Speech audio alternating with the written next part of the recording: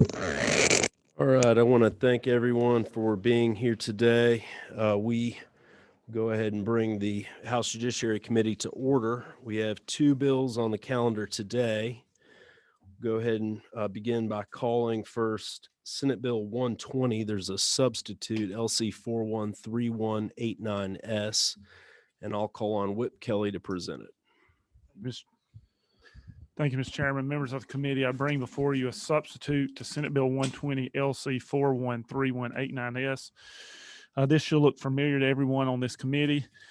This is largely House Bill 333 that the chairman carried and passed unanimously through the House this year, with one slight change.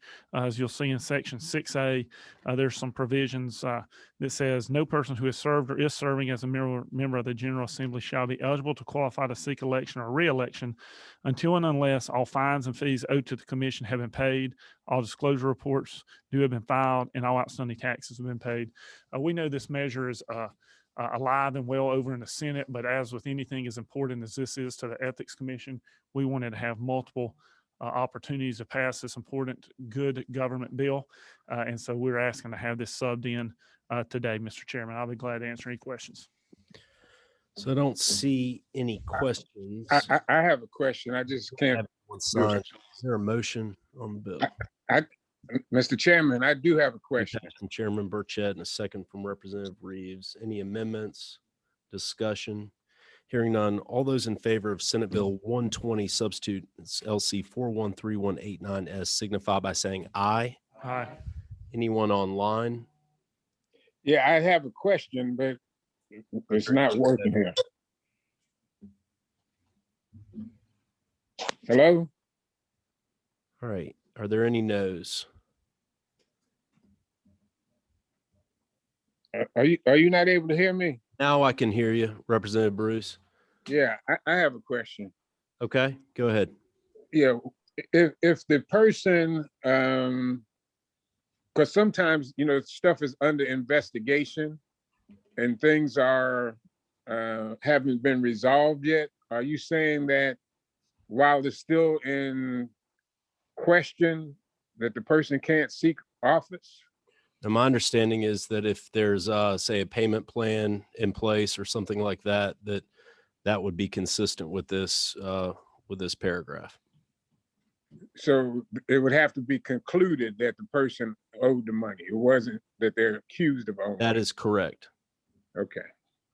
All right. So we have, per the votes in favor, anyone opposed?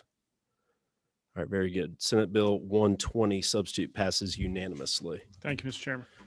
All right, next bill that we have is House Bill 618. Of course, it's after crossover day, but this bill was brought by Representative Reeves, and we'll go ahead and recognize the governor's floor leader to present House Bill 618. Representative Reeves. Thank you, Mr. Chairman. And if it's okay with the chair, Ken, Lewis Levinson is here to testify on behalf of the bill. And then I know there's a couple of probate judges. Do we have room for, it might be helpful if... No problem. Just if you want to bring in any witnesses or anyone that you know is here to speak for the bill. Mr. King and Judge Woods and Judge Walker are welcome to come on in.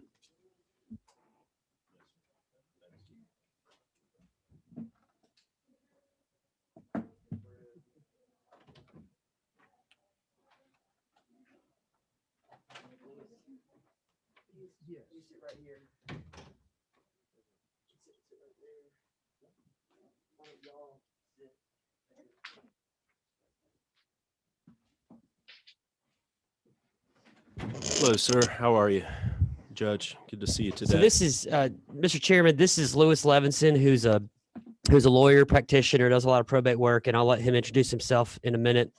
And then we have Judge Wood and Judge Wolk from Cherokee and Cobb probate courts. And so what my goal here with the idea for this legislation was brought to me by Mr. Levinson and some other lawyers in Cobb County last year based on a case that they had litigated that got to a place where what seemed to be the best thing that could possibly happen wasn't able to happen because of the way that our law is. And so this bill would carve out a unique pathway to challenge, to be able to challenge the validity of a will while the testator is still alive but is incapacitated or disabled. And there would have to be allegations of elder fraud or abuse, that kind of thing.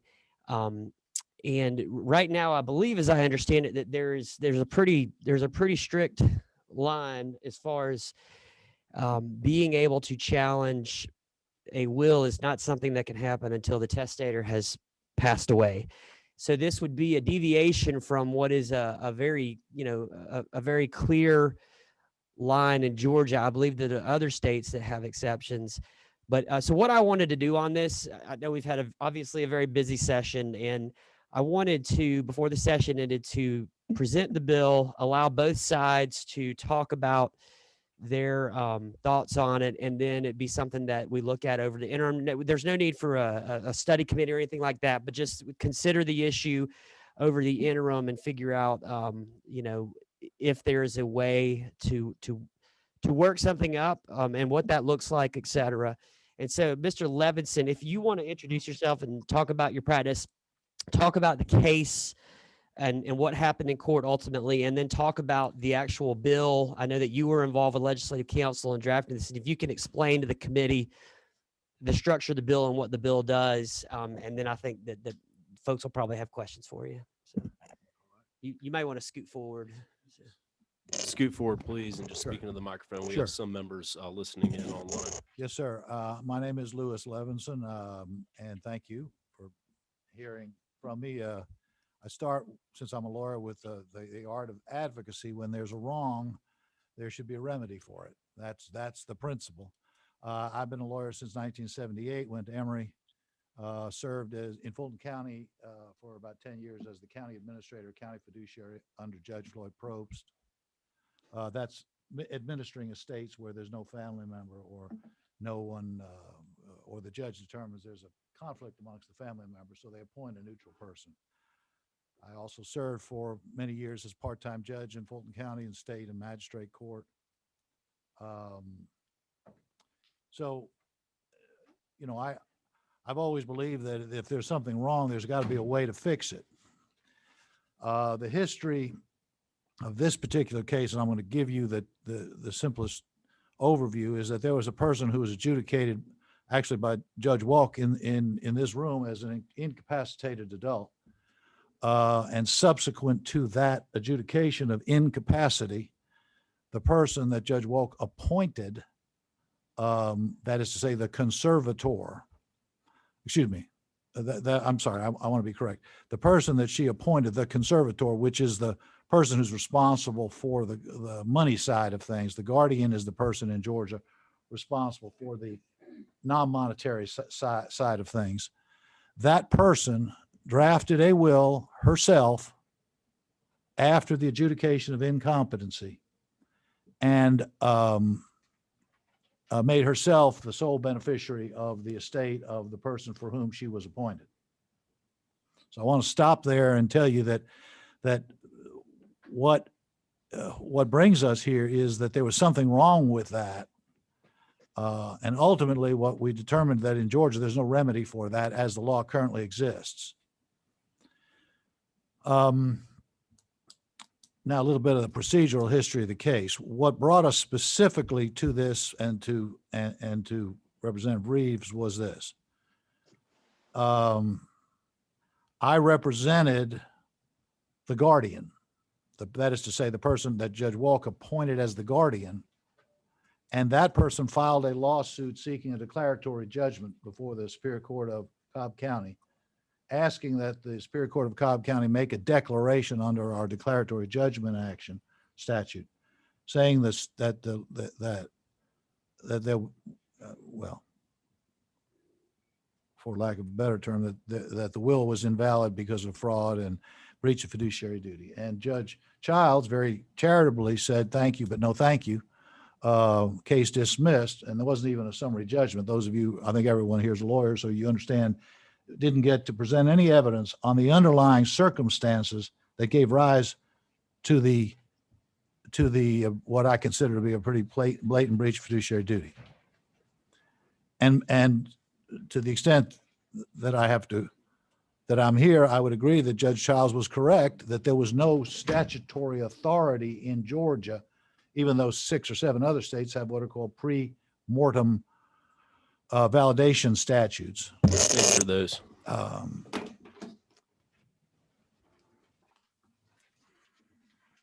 Sorry, I don't know the answer. It's to that, okay. We but I can get get- that maybe. Yeah, We'll get it back to you. I can, Delaware's one, Kansas is one. I gave that to Mr. Reeves when we were working on this. All right, thank you, Judge. But, and Judge Childs was very kind to say, you know, it troubles me, but there's nothing I can do about it. Case dismissed.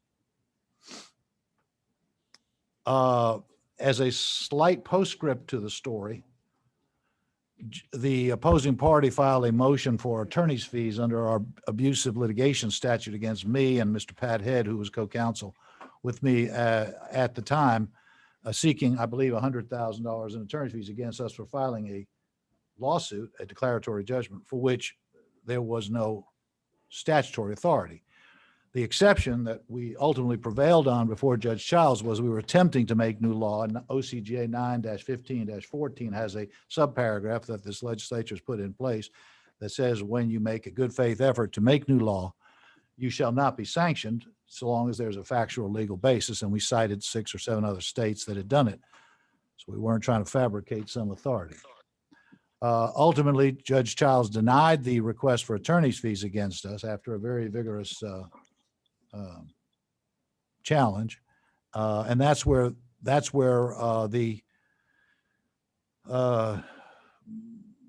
the beginning of my concerns to get to a legislative change here in Georgia began. Mr. Levinson, did y'all file an appeal to the motion to dismiss or I'm sorry, the denial of the deck action? I believe we did. I mean, Bert, I don't remember exactly.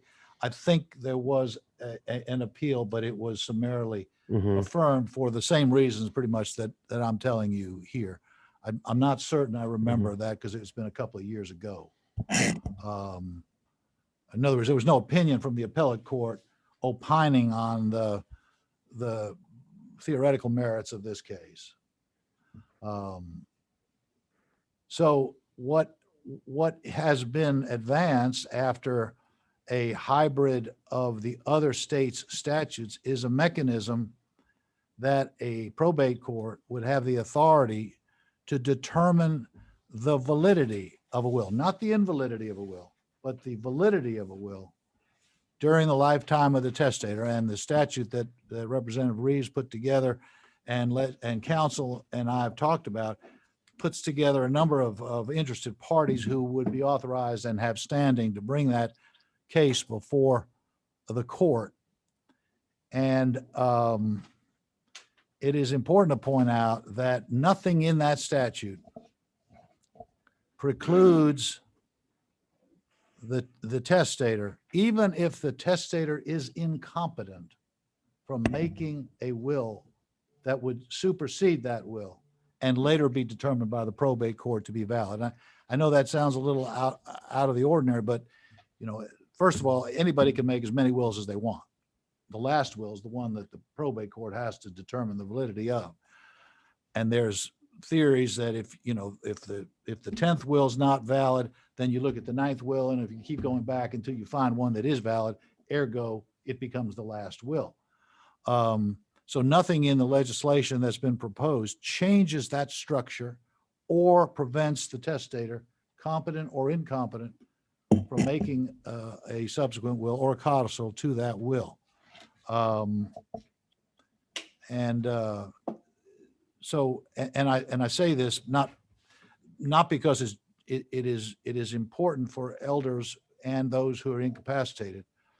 It is important to disincentivize those caretakers and those who are fiduciaries and those who have confidential relationships with those people.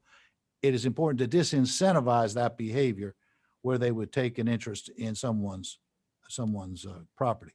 I leave you with this visual. I put a gun to someone's head in the Braves Stadium, and in the presence of 50,000 spectators, I get that person to sign a will leaving his or her entire estate to me. Currently in Georgia, there is zero mechanism to determine that act's validity and the lack of capacity or the undue influence by virtue of the gun until that person's death, which could be 40 years hence. And that's not precisely the facts that I'm presenting to you, because I don't want to suggest anyone put a gun to the incompetent adult's head, but I'm making an extreme example that would hopefully result in some curative action. And I hope I didn't take up too much time. And something that I would like to also bring the committee's attention to in lines 20 through 24, which is section B. This is really in order to have a quote ticket in the door to challenge this, you'd have to be able to allege in lines 22 that the testator may have been the victim of elder abuse or fraud or misrepresentation in the making of his or her will. So in order to be able to start an action that would ultimately lead to a determination that a will was valid under this code section, there has to be allegations that there might have been abuse. And so I think that that's very important because, a lot of times there are probably a lot of imaginable scenarios where somebody finds out that they're not a beneficiary in their parents' will like they thought they might have been, or things like that. And that could lead to someone wanting to potentially abuse the ability to challenge a will while the testator is alive. But I think that this provision is important. You have to allege, and there has to be a demonstration and an acknowledgement by the judge that regarding this potential fraud piece. So I just want to point that out. So which states or what was the framework within which you worked to draft this proposed bill? I really left it to Mr. Levinson and Mr. Head and legislative counsel, and they we started. I do recall that we started with something a good bit broader than this, and really tried to narrow it in, dealing with the concept of abuse and fraud, and so that this would only be allowable in those circumstances. It wouldn't open the floodgates for anybody to ask for a determination on just any will, but one where there is a clear finding that there might have been abuse. I do have the answer to the chair's question now, Yes, sir. if I may. Delaware, Alaska, New Hampshire, Nevada, and North Carolina. The any comments, council, that you want to give about the drafting or the framework that you structured here as you worked on this proposed bill? I had one wording thought on it, which was that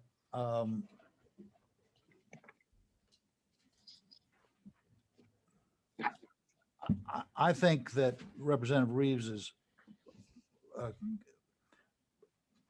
it was his input that resulted in the language in there that requires someone to not just make a frivolous claim, but to perhaps to make it a verified petition that sets forth a prima facie case. I don't know that that's in the legislation currently, but it's not uncommon to have someone say, well, you just can't file this. For example, your legal and medical malpractice cases require something more than just, I think my doctor did wrong. And I think it would be useful to provide a pretty dense screen door for people to pass through that requires some evidence. I don't know exactly what I'm suggesting, Chairman, but I'm something that doesn't just give everybody the right, because I am concerned, as I guess the probate judges would be, that this is going to create a flood of litigation in our 159 counties where everybody's going to take a shot at, mama didn't mean to leave everything to my sister. And now the probate judges are going to be spending more time with that than they're going to be spending with the administration of their their courts. So I don't want you to, I'm not asking you to anticipate arguments against this, but just since you've said that, do you think that that kind of safeguard gate to ensure that prima facie case is made before it gets to the point where there would be a hearing is going to fully address that? Or do you have any other thoughts in response to that concern, if that is one? Well, I know there are a lot of abusive medical and legal malpractice cases, so I would say it is a bulwark, but not a Chinese wall. It's not going to keep everybody out. But no, other than that, I think we could frame in the year that we have some idea that requires perhaps a professional affidavit that opines on the competency of the person. Someone who has firsthand knowledge of, the gun being put, the proverbial gun being put to the person's head. I don't really have any more information other than I'm perfectly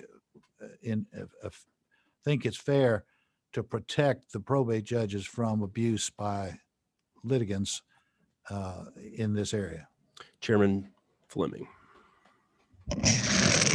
Counselor, appreciate you coming today and talking to us about this. Just yesterday, a member of this house, who's not a lawyer, came to me and asked me this question with a series of facts from somebody that they knew and was trying to get some guidance.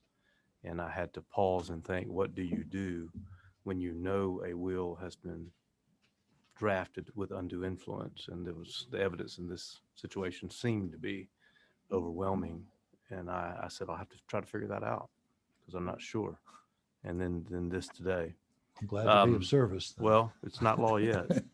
and I suspect there'll be a lot more testimony and it'll have to take a lot more looking and figuring because y'all have raised some good questions. I think I answered one question I had by reading line 51. My question was going to be, is this res judicata for any future challenges to the same will? That's a great question. If you read line 51, it says it is an adjudication of probate, a finding by a court under this statute. But I began to think of, sometimes facts come out after death of an individual, and I began to think about new evidence that courts can consider. Particularly of this fraud. We all learned in law school in some form or fashion the sun never sets on fraud. But that's just one question I had for you. Well, that's a brilliant question, and I think there's certainly by the stroke of a pen on a paper, it could be determined that it's not res judicata by the legislature's determination, because you're right. There may, for example, the way the statute's written, though it identifies interested persons, it doesn't require every interested person to be a party to the case. And someone who might be interested at the time of the filing of the action might not be joined. And therefore that person might have a point of view after death to seek to collaterally attack the will. I don't think that really alters the format because it gives those who, for example, there are heirs, as those of you know, heirship is determined at date of death, not the time of making of a will. And therefore, there may be a 40-year time frame between the making of the will and the time of death in which heirs will come and go and will be situated snapshot of heirship as of date of death. And those people wouldn't even have been in life at the time. So it would certainly seem unfair to preclude them from seeking an adjudication of that. In the states you named, Delaware, Alaska, New Hampshire, Nevada, and North Carolina, those are states that have some version of this in law. Is that correct? Yes, sir. Do you know if their probate courts adjudicate this, or if Some do and some do not. Some are courts of courts. equity and court superior, what would be equivalent of our superior courts. Yes, sir. Thank you, Mr. Chairman. Thank you. Any other questions? Thank you, sir. You're welcome to remain if you'd like, just in case there are any other questions that come up. Thank So we have Judge Wolk with us today from Cobb Probate Court, and Judge Woods as well from Cherokee, I believe, Probate Court. And what I'll do is recognize each of you to just testify as you'd like and in the order that you wish. Yeah, Judge Wood and I often present together, so Okay. if we sort of do a I started to say Ben and Jerry, but that's not right. a combined act. I hope you'll forgive us. So I wanted to start off, as all good lawyers do, with the definition of a will, which is an instrument by which a person makes a disposition of his real and personal property to take effect after his death, and which by its own nature is ambulatory, revocable during his lifetime. Also, a revocable instrument which by a person makes disposition of his property to take effect after his death, and a changeable will, a phrase that merely denotes the power with which the testator possesses of altering his will during his lifetime. This is what wills are. I think we all learned it, that you can tear it up, you can light it on fire, you can do whatever. Probate courts have exclusive jurisdiction over the probate of wills. I am somewhat unusual in that I'm not a big protector of all things. I like to share the wealth. I'd be happy to let weapons carry licenses go to some other agency. If y'all want to take care of that, I'm great. But if you do this, you're rewriting the entire code, because you are now making superior courts concurrent jurisdiction in the probate of wills. You're just doing it during people's lifetime. And with all due respect, Representative Fleming, this would not have addressed your friend's concern, because it would only determine the validity. You want to determine the invalidity. And I assume that if all you can do, as Mr. Levinson said, is determine the validity, you can't invalidate the will. You're going to have to refight that at the death, because you haven't had a court order, res judicata or otherwise, determining that this document is in fact invalid. I have lots and lots of issues with some of the structure. In fact, many of you may know that my staff attorney is the editor of the Bar Journal. So she went through and did editor stuff with it. And I can address some of those line by line. But so you've got the transfer of jurisdiction. You've got that it wouldn't address the validity, invalidity issue. And with all due respect to Mr. Levinson, the creation of a conservatorship does not remove testamentary capacity. Testamentary capacity is a fundamental right equivalent to or lesser than that is required to get married. You can do a will when you're 14. You can't get married in the state of Georgia anymore until you are 18, unless you are an emancipated adult, and then you can only do it when you're 17. So this is a fundamental right to make a will, no matter how much your family disagrees with it, to make it, to change it, to modify it. And if we have to go through this process, I assume at some point, in order to validate or invalidate a will during someone's life, they have to present the document to the court, thereby taking away one of the fundamental ways that grandma can revoke her will, which is tear it up, throw it in the fire, shred it, because it is now officially on record in the Superior Court of a county that she may not even live in anymore.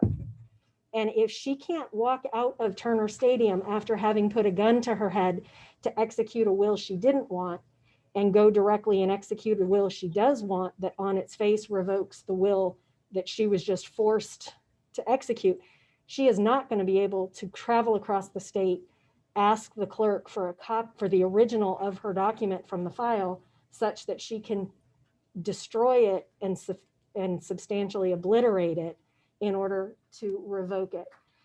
So I have some fundamental issues with the free will arguments for some of the folks as they do this. And I have eminent respect for Judge Scoggins and for Representative Judge, I never know what to, Judge Representative and Representative Reeves, who I understand are bringing and carrying the bill. And this, as soon as Representative Reeves notified me of it, I gave him a very frank response about my concerns. So I don't want to appear to be speaking out of turn. But within this, there are a number of concerns, not the least of which is heirs.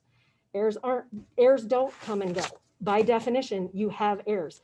Heirs don't come and go because they aren't identified until they're identified.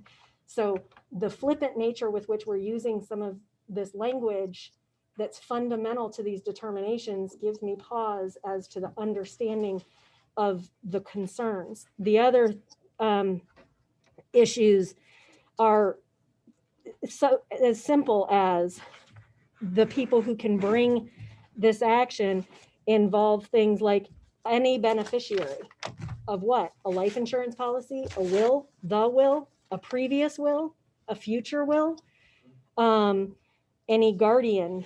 Well, that may change. We've got a number of these situations. We've got creditors who are listed as item 6. I sure hope to heavens that my creditors now are not the same creditors I have at my death. I don't want the people who may disagree with my financial planning at 25 making my testamentary decisions for me at 72 when I actually die. Those seem like transient parties to be able to control my testamentary destiny. We've got concerns with, we've got interested parties. Parties is a term of art. Interested persons perhaps would work. The validity, another court determining the issue of validity is incredibly problematic. And if this is res judicata during someone's life, it creates an entire set of proof in the probate court that we are then looking at. If that is a will, it's the stopping point. But if, as Representative Fleming presented, I go out and I unduly influence Judge Wood to leave me everything, and he leaves a will with me, and then his family goes out and spends thousands, if not hundreds or tens of hundreds of thousands of dollars litigating to invalidate that will. He gets that order and he signs another will naming me. Do we do it again? Can they just print off the exact same will and he does it every 18 months? Where I assume that the not finding of validity is the inference of invalidity.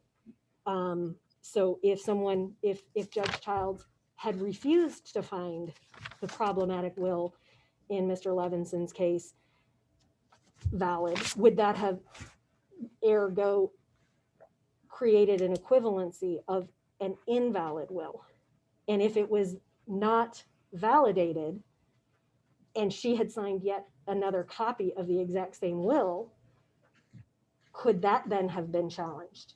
So if you have an obstinate new girlfriend or an obstinate man who has a new girlfriend, can he continue to give his new girlfriend money over and over and over and keep causing his children to fight? And who pays for that? Isn't that creating another elder abuse, financial abuse situation where we're using his funds to defend his free will on something that's not valid yet? And then are we going to start getting into setting aside unexecuted contracts in Georgia? Because if I draft up a real estate contract and it's not signed, does Judge Wood have the right to come in and challenge it? It's not effective yet. It doesn't do anything. I can change my mind. I can change the terms. That's what a will is. It's an ambulatory, amendable, changeable document. And there are elder abuse laws. In no way, I think most everybody in here has had some passing, if not more intimate relationship with me. I live and die by preventing elder abuse. It is my passion. It's my life's work. It's my job. So I don't want anyone to think that I do anything other than support prevention of elder abuse. I just see this as an issue for the litigants, I see it as an issue for the testators, the drawers of these documents. I see it as an enormous issue for the courts in terms of the glut of litigation that could happen as we have an aging community and a more litigious community. And I would just urge significant caution as we approach it. And like I said, I can be happy to go. I think Kyle King has a much better grammar use of the English language than I, so I will defer to him on some of those issues. And then if there's anything that Judge, if you'd like to introduce yourself, your microphone's live as well. Introduce yourself and just provide anything you'd like to share to the committee. Sure. Thank you, Representative. My name is Keith Wood. I'm the probate judge in Cherokee County, Georgia. I'm Kelly's neighbor, and we've sort of grown up as judges together, and we have a lot of the same perspective on things. And when we started talking about this bill, I mean, there's some commonality between what she thinks and I think. There's a couple of things that I'll point out. She's covered most of the stuff that I would, raise as issues, but there's a couple of things that are important to me. Number one is, the people that do their wills, they do their wills with the understanding that they're modifiable documents.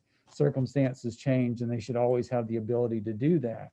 I think what you again are doing here is you're going to create a situation, much as Judge Wolk said, where anytime there's a change in the will, you have yet another remedy that someone's going to seek, because now they're the person that's on the outs as opposed to the person that was there before. Right now, what we have in Georgia is we have one proceeding. The proceeding is the probate of a will, and that is the proceeding that resolves that matter. We don't have a number of hearings before the person dies to determine validity of this will, and now this new will. We have one hearing, and that resolves the issue. So it's efficient in the means of by the means of how it's done to address what will is the actual will. My other problem with this is, having been in plenty of guardianship cases with elderly people, and if you've ever been in a guardianship, it's very traumatic to some degree. You have this person that has people all around them making determinations about what they are or they aren't as far as their mental capacity. And so what you're essentially doing is you're going to be traumatizing these people over and over again in determining whether they are competent to make that will or whether that's a valid will. To me, it's terrible. At least when you have the probate of a will after they're deceased, at least they have, I guess the best way I'd put it is they have the sanctuary of the grave not to be involved in the disputes over their stuff. And I'd like to know that they have that and that we're only having to do this one time and not over their life. It also raises some questions to me about when you talk about interested parties. If we have a will that is, we determine that, okay, this is the will, then the person wants to challenge that or they want to change their will. Are we now under obligation to notify everybody that was a beneficiary or an interested party in that prior will? Do we now have an obligation as a court to notify them, hey, by the way, we now have this new will. Do you want to take a crack at this one? Because it seems to me that even though the statute may say there's no vested rights created, to some degree there are vested rights, because we now have this document that we're saying, this is it, this is the will. So if somebody wants to change it, we are now, those people have an interest in that will, even though that interest may not be vested. It's certainly a higher standard of interest than just if it's just a will that's a movable document. Those are the top concerns that I have, in addition to the stuff that Judge Wolk has raised. And I just think that, again, I think it's one of those things where it's well-intentioned, and I, like her, always am concerned about what may happen to the elderly, but I think that we are adequately protected with what we currently have in place as far as proving wills. I think it is sufficient, and this would just simply add another layer. I mean, it's great for, I guess, employing attorneys, because there would be a lot of work, but I think it's not really efficient for the people who have the wills. So Well, that's all I'll say. I want to thank you both for being here today. I know there are a few questions. And, you know, I think the point of having this hearing today is for all of us to just better understand this issue and these policy questions. So if we just were to step back and look at the broad policy considerations here, how would you respond to someone who may say it would be better to have it would be better to have the parties involved with the will or the testator there available to be to testify or be heard from by the court prior to death? In other words, if we have that availability, maybe it could really clear up questions that are out there right now.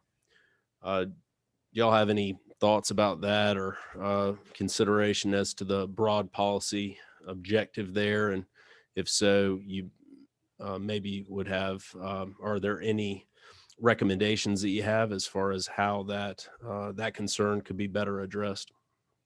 I think from the perspective of when you're talking about the formality of an execution of a will, it's a pretty formal process. I mean, there's, obviously, like anything else in the law, I mean, it can be monkeyed with.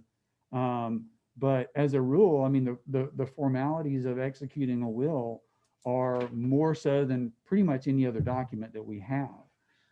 So to me, the benefit, having the testator there to testify as to, to that, I think the will speaks to that itself. I don't know that benefits the actual probate will any better or any worse than any other circumstance. Again, I think that the process of proving a will through the testamentary process is sufficient to address those concerns. And I don't think having the testator there makes that any better or worse. And I think that we have guardianship actions, we have preserving testimony, either formally or informally, we have evaluations. So I think that if I am in a capacity if I'm in a situation where I'm being taken advantage of, I'm aware of it. For example, I had a case back in the day where a woman, her brother and niece had encouraged her to draft a will that served them quite well, loaded her up on medications, and literally dropped her in the bushes outside of a nursing home. Once she got back at herself, as we say around here, and came to sort of understanding that she had signed something that wasn't exactly sure what it said. It wasn't what she wanted, whatever. We drafted a new document for her. We recorded her in this fantastic videotaped statement where she said, "No, I'm not going to say I'm not above a little hot toddy for the body," and some other brilliant statements. But she was very clear. She never intended for her brother to have anything. She felt that she had been mistreated, and so those situations can be preserved. They don't need to go through this litigation. She did a new will in which she invalidated the previous will. There is a process for elder abuse prosecution. If she had felt it now, with the law being what it is, she could have reported that, and there could have been an investigation. Do I wish that APS was a little bit better? Yes, I do. But there are processes that are in place for this that I don't think that going through this to get that piece of testimony is appropriate. We have a few questions. Chairman Fleming. Thank you, Mr. Chairman. Judges, appreciate y'all coming today. You're always a lot of help for us on these issues. I guess a couple of questions come to mind. Number one, and this might have been for the counselor who's testified on the bill, but is there an equitable remedy available since the law does not address this? That came to mind. That's what usually first rule of equity is the law addresses it. You can't use an equitable resolution. The second question was, the law cannot provide a remedy for every situation. And it sounds like I don't know, put words in your mouth, but you're getting close to saying this is a problem that could exist that we probably don't need to try to fix. But I don't want to put words in your mouth. And the question would be, can the Probate Judges Association come up with a proposed solution to the facts that we know where a situation is bad and should be addressed? I don't know if you wanted Mr. Levinson to address that. Well, we'll first. talk equity second, but first for the Probate Judges Association, do you think this is a problem? This obviously could be a problem, this 5 states with laws. Do you think it's a problem worth us trying to figure out how to address? It would make my life a lot easier if we could just make all wills perfectly clearly valid. I have a lot more free time on my hands, but Well, I think it's- Judge Guy is volunteering the Superior Court to handle it. Is that what I heard? Yeah. Maybe not. Maybe he didn't say that. With all, in all reality, this is a bill that we are aware of. It's not anything that we don't want to try and usurp your position any more than we want you to usurp ours. We've been Heismaning the 218 and some of its provisions. So we haven't had an opportunity to sit down and talk about this. We do have a meeting in 2 weeks, and one of the things that we intend to discuss is this, and if there's something that we see as something that can be done. But I think that the fundamental concern is about the concept of removing the right to make and remake a will during life is sort of fundamental to the concern. And Counselor, do you want to respond to the equity There is. question? Representative Fleming, Chairman. No, we did the research. There is no equitable remedy, or we certainly would have pursued that. So I figured. I don't think we'd be having this conversation if there was a pathway to get to this adjudication. The excellent example that Judge Walk raised, and I was waiting for her to say what she said was, though I don't know anything about the facts of that case, that woman, quote, came to herself. Those were her words, meaning whatever the incapacity that had led her to the exploitation or being subjected to successfully was cured because the woman came to a point where she could make a new will.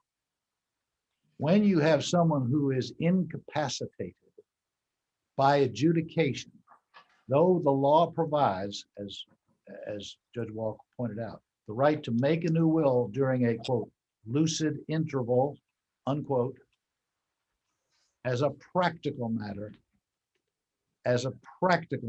that person is not going to approach an attorney because he or she cannot hire an attorney. The incapacitated adult cannot enter into a contract with an attorney to hire one to make a new will, is likely not going to find someone who is going to examine him or her to determine that she is competent to make a will during a lucid interval. And it is a practical problem for that small population of adults who are specifically adjudicated, incapacitated by a court. And that incapacity determination is permanent, as it was in the case that was made by Judge Wolk in Cobb Probate.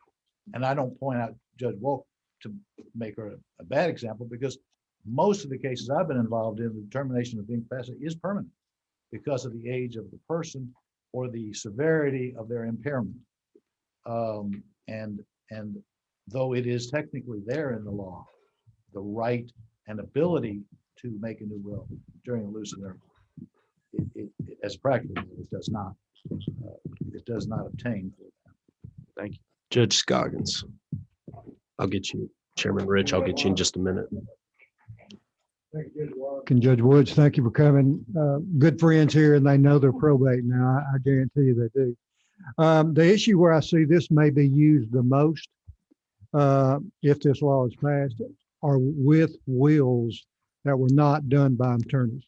Like if you print them off the internet, if you do them yourself, we all know that they just got to be witnessed, and they're considered valid if there's nothing else comes along with it. So that is where I see the big issue with this this is, and this is why I would support us working together to get something across that we can all live with.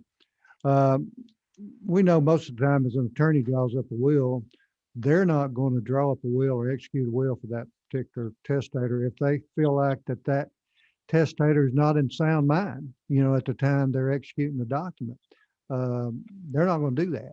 So I think the biggest issue you're going to get, and where this will be used the most, is where these wills are printed off the internet or they draw them up themselves. And I just wanted to mention that, and I think they would both agree with me on that, that that's where they would be used. And I'm for us working together. It's not perfect at this point in time, but I think we can get to that point. Thank you. Representative Evans.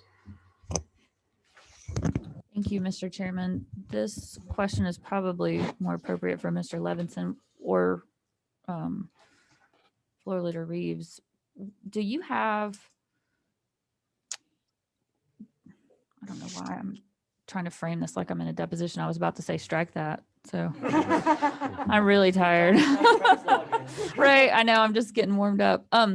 So I was wondering how much y'all looked at the other states that have this, how much this law is based on that, or did y'all go off in a completely different direction?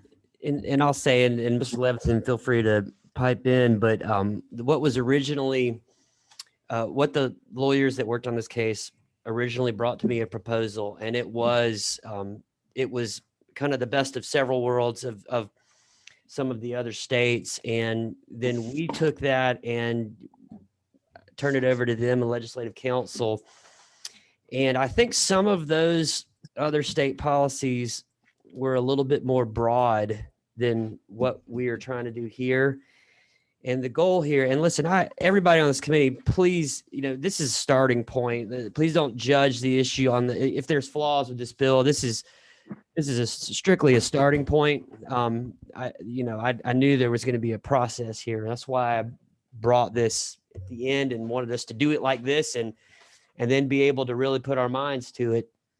But what we really kind of through the process working with legislative council, we really wanted to tie this to the concept of abuse and incapacitation. And this bill before us right now may not have gotten us there to the degree that we want to get there, but as was mentioned earlier, the degree of incapacitation is very important here. And there are some people that are incapacitated, probably a lot of folks who are incapacitated that don't come back from that. And the question, really the policy question that this body has to consider, we can work this bill and fine tune it and get this in a place that makes it more workable.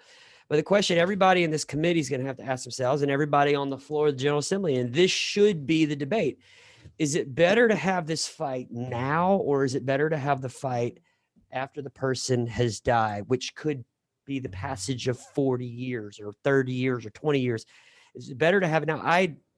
I would like to see address, there's been a lot of great issues that have been raised by the judges, and it's especially with the potential relitigation for, and for drawing another will and the relitigation. Those are some excellent points that absolutely need to be addressed, because I don't think anybody in here wants to see us create something that creates this vicious cycle of rinse and repeat. But I think that the question we have to decide is it better to have the fight now or later? And I think that there's merits to both sides, but I think that you probably have the ability to get more reliable and accurate and real-time information if you have the fight now, as opposed to the fight happening 20 years down the road, when some of the beneficiaries, instead of now those beneficiaries may have passed on, and their children are now the heirs, who don't have any insider knowledge that their passed away parent may have had about what was going on, back when the will was executed.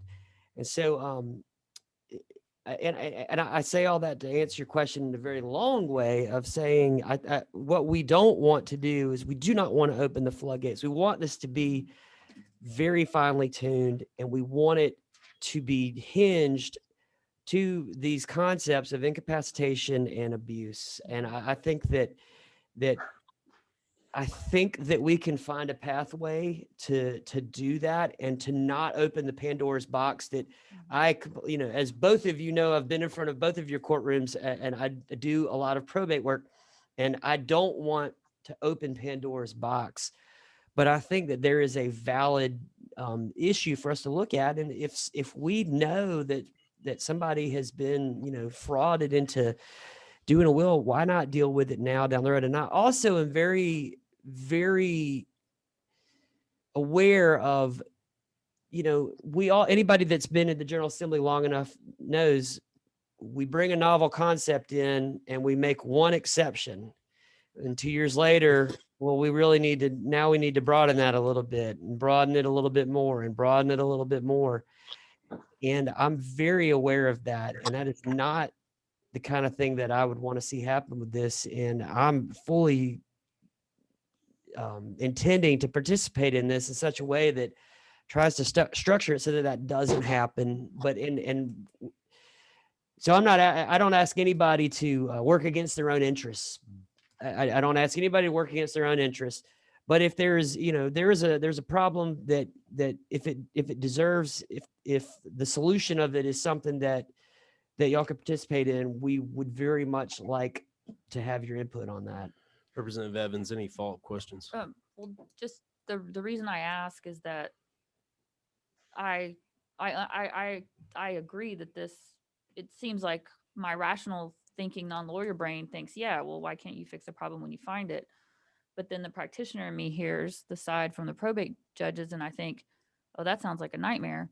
But if we have states that are doing this and someone has set up a frame, it just seems like to me it would make sense to see what those frameworks are, and then maybe even talk to some practitioners there to see how does this actually play out, to know if we're going to end up here. And I know there could be some differences in Georgia's probate laws and the states where this happens that may make those situations fine and our situation not. But I just think that deserves some care. And so that was the point of the question. We have a few other questions. Chairman Rich.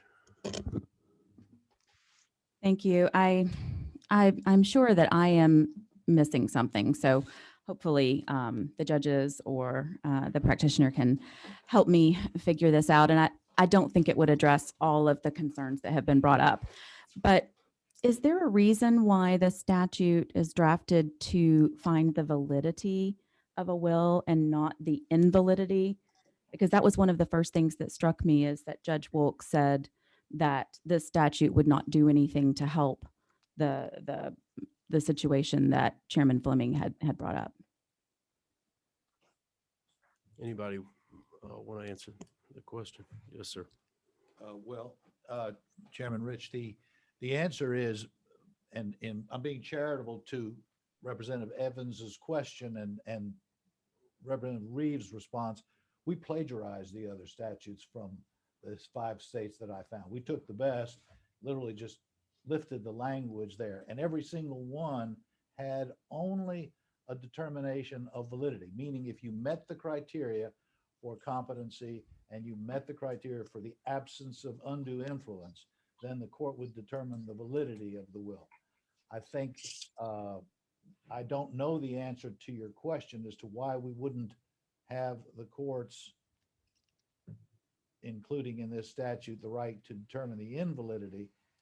But I can only tell you that no state has done that. What I did not do, and I think needs to be done consistent with what Representative Evans has asked, is to see what influx of litigation has ginned up in those other states and what the appellate courts have said about the trial courts litigation on those 5 states where it has passed. I didn't do that homework, but I need to. And I think, and I've commissioned myself to do that and report to whomever is interested to see what the judicial experience has been with that, all of which may be the same concerns that Judges Walk and Wood have here. Okay, I think that just because other states have done it this way is not a very good reason to follow. I mean, what if that's what everybody did and no one ever considered a different a different take. To me, it seems that it would alleviate some of the concerns here that have been brought up to have the statute find, and it seems cleaner that the statute would provide a way for a party to find that a will was invalid. I mean, do the judges have any commentary on that? I don't know about commentary so much as if you're trying to prove the validity of the will, why does anybody other than the testator bring the action? Why is a creditor bringing an action to validate a will that they may not be a creditor by the time it's probated? Like, to me, why not just have the testator be able to prove during their lifetime to address your concern that they meant to do it? Like, if you take out the heirs and the conservator and all of the things, that would come closer to making some kind of sense to me. But if you're looking, because I think what's actually happening is that people are trying to get to the lack of validity, proving a negative essentially through the only recourse of a positive.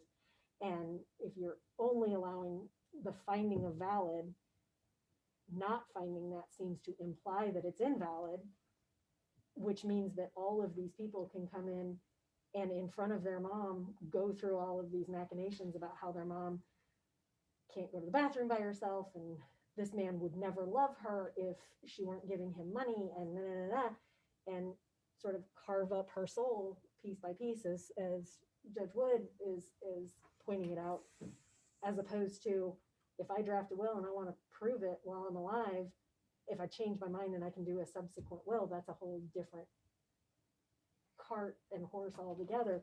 But this whole process just seems problematic, where people can come in and chip away at it, but in the end, they can't even get the answer that they want if they have a problem with the will. So they're doing the mirror. So, All right. Any questions for the judges from members online? All right, I don't see any. So we have also with us Kyle King. Mr. King, it's good to see you online, and committee would be happy to hear from you if there's anything you want to add. All right, thank you, Mr. Chairman. And let me begin by, it's the first time I've appeared before you this session, so by congratulating you on your chairmanship. I also want to thank Representative Reeves and Representative Scoggins, both for bringing this issue forward and for very clearly being willing to listen to constructive criticisms in an effort to improve it. Just a little bit on the idea of pre-mortem or lifetime probate. It actually is not a new idea. The Uniform Law Commission put together a uniform act on this in the 1930s that was not well received, was not, to my knowledge, adopted anywhere. During the 1940s, in the drafting of the Model Probate Code, it was considered, but was ultimately not included. And so the actual first set of statutes came into play in the 70s. North Dakota in 1977, Ohio in 1978, Arkansas in 1979 became the first states to allow this. And for over 30 years, they were the only states. And there was an Arkansas Law Review article written in 1990 by a pair of law professors who examined those three statutes. And what they determined was that the North Dakota and Arkansas acts were rarely used and had not produced any case law. They also determined that the Ohio statute was infrequently used, and when it was put to use, it was actually used by attorneys who had drawn up wills for elderly clients or clients under guardianships who, as a malpractice prevention technique, had gone ahead and done a pre-mortem probate to confirm the validity of those wills during the testator's lifetime. So it actually wound up not being used for the purpose anyone intended. And as I said, we had 30 years after Arkansas in 1979 before any other state adopted this. Alaska enacted it in 2010, New Hampshire in 2014, both Delaware and North Carolina in 2015. And so far, those 7 states are the only states with true pre-mortem probate statutes. Nevada and South Dakota include validating wills in their general declaratory judgment statutes, but there are only 7 states that have their own specific statutes to address lifetime probate. And even though there are only 7 states, the scholarship in this area has identified a number of different approaches to implementing it. They've come up with as many as 8 different models for how to go about implementing the idea of pre-mortem probate. And of course, this was actually an issue for the Uniform Law Commission when they revisited the issue in the 1980s, because they thought about including something in the Uniform Probate Code, but they couldn't agree on which model to use. So what we have is a very small sample size. We have a lot of alternatives. And so we really have to look at this carefully to figure out what's going to be the most workable concept, because we really don't have a lot of experience to draw on from other states. I checked with the American College of Trust and Estate Council, and they don't even have a state-by-state survey of pre-mortem probate statutes to be able to summarize it. And on this bill, although it does attempt to address some of those important issues like possessing inchoate property rights and the admissibility of findings of fact, there are other questions that I think need to be asked, some of which have been alluded to by Judge Wolk, as to how this will fit into our existing probate code. Do we need to square the definition of interested party under proposed new code section 53.425A with the definitions of interested persons for a year's support under 53.36A, with the individuals who may offer a will for probate under 53.52A, with regard to settlement agreements under 53.525A. To what extent are the interests of minors or unborn heirs or beneficiaries going to be affected if they're represented as provided by Code Section 53.11.2? If the child of a testator who's a party to a lifetime probate is bound by that judgment, but then he subsequently predeceases the testator, do the grandchildren by that deceased child who would take by representation, do they get to contest the will, or are they bound by the same judgment that bound their deceased parent? On the flip side, is an afterborn minor heir allowed to raise a challenge through a parent who was individually bound by being a party to the pre-mortem probate proceeding? How does this affect ancillary probate for out-of-state wills? How does it affect if we have a lifetime validation of a will that contains a provision in lieu of year's support under Section 53.3.3? Does that affect the right of a surviving spouse to make an election if he or she was a party to that proceeding? Now, all of that, and there are a number of other questions, but I won't belabor the point. None of these questions are to say that pre-mortem probate is inherently a bad idea.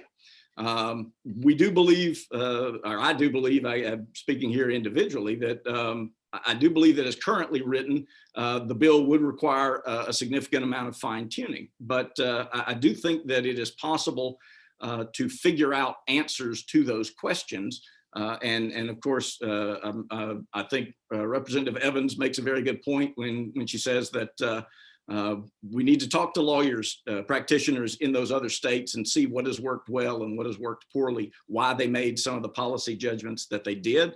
And I particularly am heartened by Representative Reeves' comment that this is a starting point. So although I'm here today in my own capacity as a practitioner, I will say that as the co-chairman of the fiduciary law section of the state bar, we routinely work closely with members of the General Assembly. We routinely work closely with the Council of Probate Court Judges in trying to fine tune legislation so that it, when it becomes law, it does what it's intended to do and addresses any potential unintended consequences. And certainly we would be more than happy to participate in that process. But I would say, and again, to echo what others have already said today, I do think that addressing those questions satisfactorily is going to take time, is going to take effort, is going to take further research. So I would simply urge this committee to tread with care to make sure that the ultimate result of whatever comes out of this process is a comprehensive, considered, correct solution that'll be ready on day one to take effect and actually serve its intended purpose. Well, as someone who's had the opportunity and honor to work with Mr. King on complex legislation in the past and to draw upon his wealth of knowledge in this area. I know that he can be very helpful on that, and we certainly appreciate your testimony today. I'm just calling to mind the eminent legal authority of Netflix, which has a movie out right now. I see some heads nodding in here about a guardian conservator who is really just abusing the process to the hilt, and is in a real evil manner is taking advantage of folks who are she's supposed to be looking after their best interests. Mr. King, would you, I hear what you're saying about the concept and you in your personal capacity, your openness to the concept. Would you acknowledge that there are circumstances where something like this could be really needed, where say there's a conservator who's clearly working against her, against party's best interests. Maybe they've been designated the beneficiary of the will. There's just some real glaring issues that are coming up here, that there needs to be some sort of means for that to be subject to some sort of judicial review as expeditiously as possible. How do you feel about that? Absolutely. Now, I would say I do think that there are mechanisms currently in place for doing that. Obviously, the code does allow for cause of action against a conservator for a breach of fiduciary duty in Code Section 29593. It is possible to seek in an Article 6 probate court a declaratory judgment under 944 to direct a fiduciary to do or to abstain from doing a particular act. But certainly this is an option that deserves consideration. It is not an option. I can't sit here and say that, once we've looked at it in great depth, I can't commit myself to saying that I will be convinced that it is absolutely a necessity, but it is certainly an idea that can't be dismissed. It's certainly an idea that has to be taken seriously and looked at. And if we can find a way to address these other concerns, it very well may be a beneficial addition to the code. Representative Reeves.